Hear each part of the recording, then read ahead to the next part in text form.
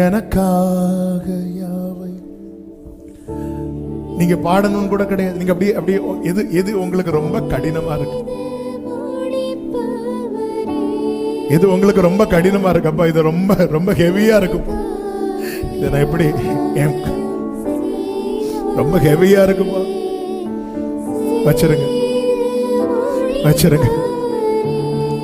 Simple matter சகோதரா, அவருக்கு அவருக்கு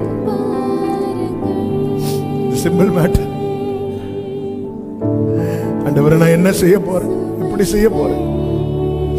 கர்த்தருடைய பார்வையில் இது அற்ப காரியம், கர்த்தருடைய பார்வையில் இது அற்ப காரியம்.